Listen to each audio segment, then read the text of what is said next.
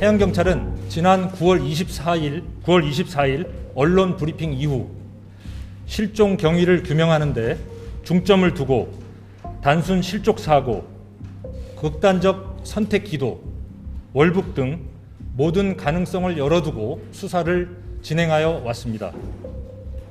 그동안 어업지도선 현장 조사, CCTV 녹화 영상 분석, 실종자 주변인 및 금융관계 조사, 실종자 이동 관련 표류 예측 분석, 국방부 방문을 통한 사실관계 확인 등 다각적으로 진행하여 왔습니다.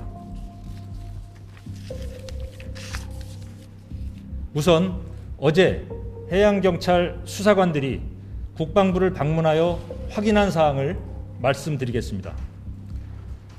첫째, 실종자가 북측 해역에서 발견될 당시 탈진된 상태로 부유물에 의지한 채 구명조끼를 입고 있었던 사실.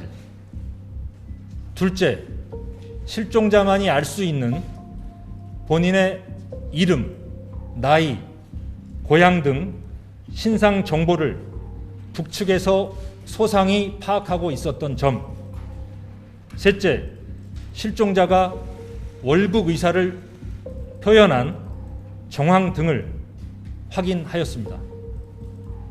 특히 수사팀은 실종자가 구명조끼를 입고 있었던 점을 감안 단순 실족이나 극단적 선택, 기도 가능성은 매우 낮은 것으로 판단하고 있습니다.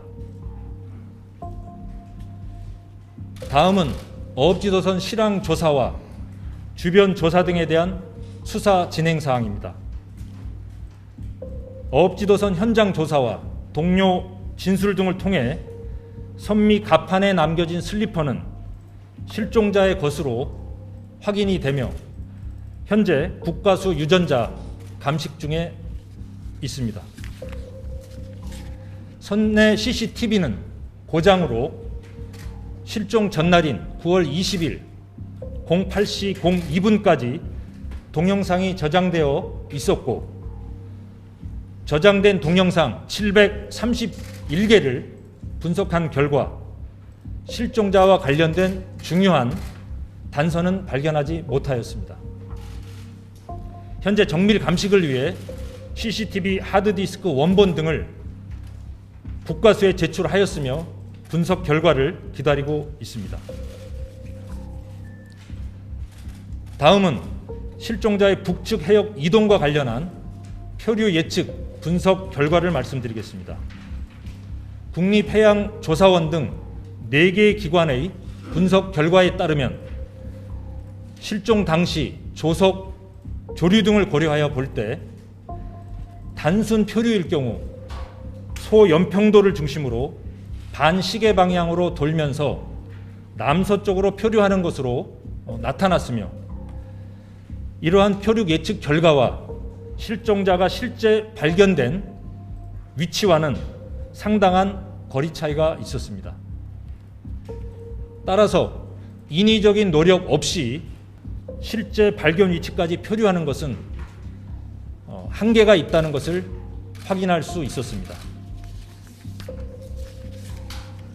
해양경찰 수사팀은 실종자가 북측 해역에서 발견될 당시 구명조끼를 착용하고 있었고 북측에서 실종자에 대한 인적 사항을 소상히 알고 있었던 점, 북측의 월북 의사를 표명한 정황이 있었던 점, 또한 실종자가 항해사로서 연평도 주변 해역을 잘 알고 있었던 점, 그리고 표류 예측, 분석 결과 등을 종합하여 볼 때 실종자는 월북한 것으로 판단하고 있습니다. 지금까지 확인된 사항과 현재 진행 중인 CCTV 감식, 그리고 인터넷 포털 기록과 주변인 추가 조사, 또한 필요시에 국방부의 협조를 받아 수사를 계속 진행해 나가겠습니다.